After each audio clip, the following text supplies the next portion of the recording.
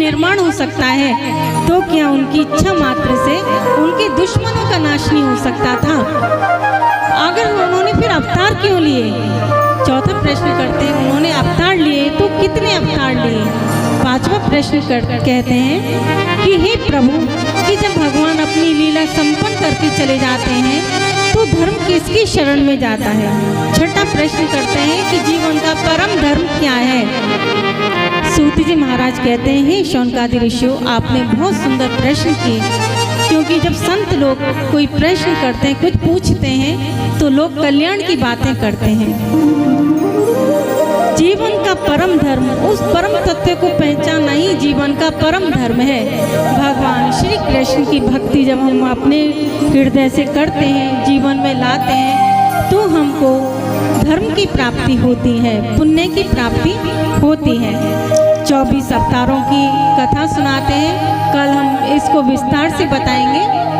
और भगवान सूत जी महाराज कहते हैं कि हे ऋषियों, एक बार व्यास जी महाराज बहुत दुखी हो रहे थे, तभी नारद जी आते हैं। नारद जी कहते हैं कि जब कोई संत दुखी होता है तो भगवान किसी न किसी को भेज देते हैं जीवन में रक्षा के लिए, कल्याण के लिए।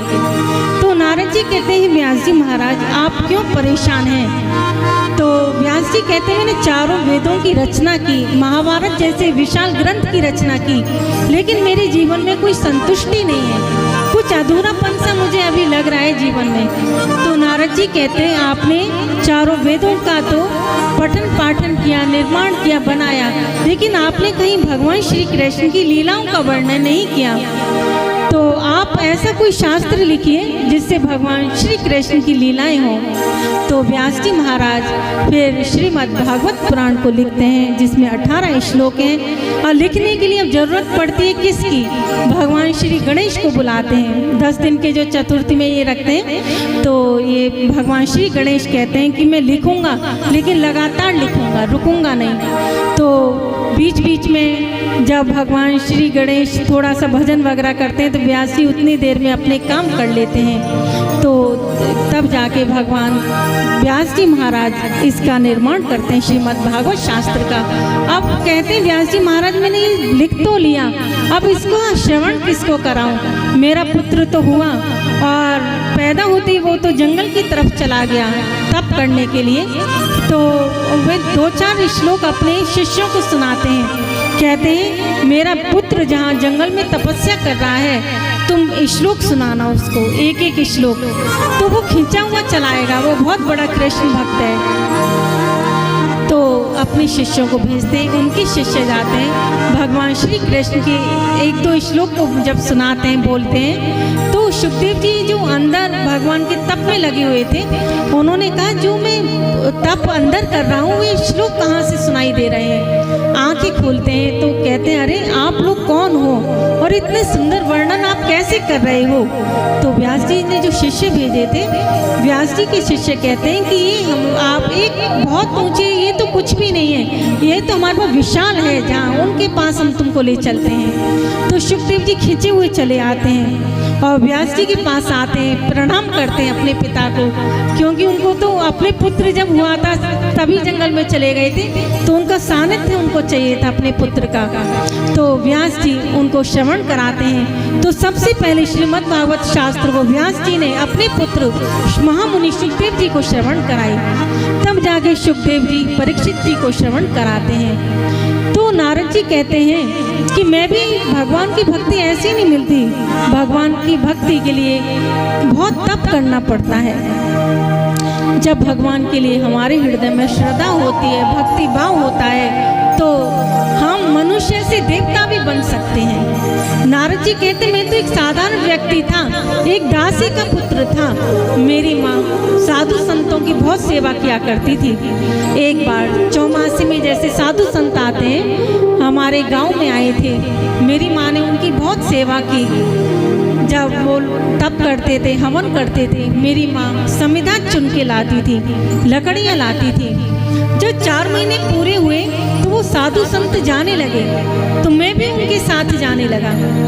तो साधु संतों ने कहा कि पुत्र तुम मत जाइए, तुम्हारी माँ ने मेरी बहुत सेवा की है और तुम्हारी माँ सोचेगी कि मैंने तो इन साधु संतों की सेवा की और ये मेरे पुत्र को लिए जा रहे हैं। तुम यहीं रहो, अपनी माँ की सेवा करो, क्योंकि माँ की सेवा करना भी भगवान को प्राप्त करने के बराबर है।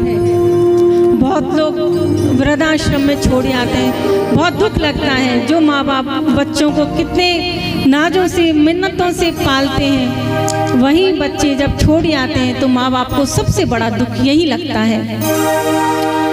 बुजुर्ग माँ बाप हो जाते हैं, उनको कुछ नहीं चाहिए, धन दौलत कुछ नहीं चाहिए, बच्चों से अपेक्षा करते हैं बस 5 मिनट बैठो मेरे पास, बस राजी खुशी पूछ लो। उसी में माता पिता प्रसन्न हो जाते हैं। तो नारद जी से कहते हैं कि भगवान को प्राप्त तभी करोगे जब माँ की सेवा करोगे।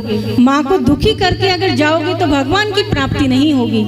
तो नारद जी कहते हैं कि फिर मैं नहीं गया साधु संतों के साथ। उन्होंने कहा कि यहीं बैठ के माँ की पूजा करो, उन्हीं की सेवा करो।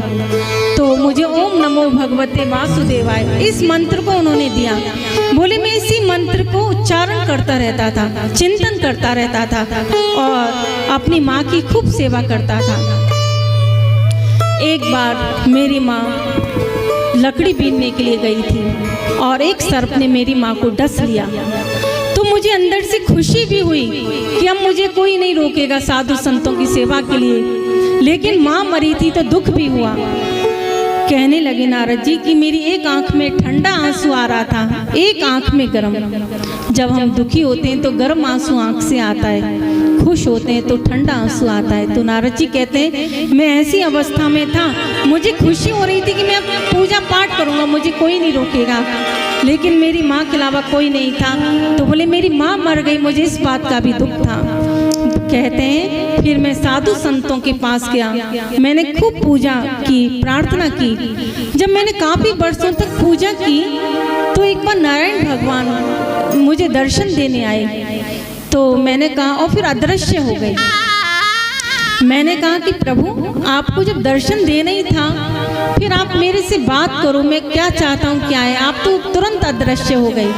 भगवान ने कहा अभी तुम्हारी भक्ति कच्ची है, क्योंकि भगवान के लिए प्राप्त करने के लिए जहाँ तक पहुँचना है, बोले अभी तुम और भक्ति करो और भगवान का नाम लो, तब जाके तुम मेरे परम धाम को प्राप्त होगे। तो नारद जी कहते हैं व्यास जी से कि भगवान ऐसे मतलब नहीं बना जाता देवता वगैरह।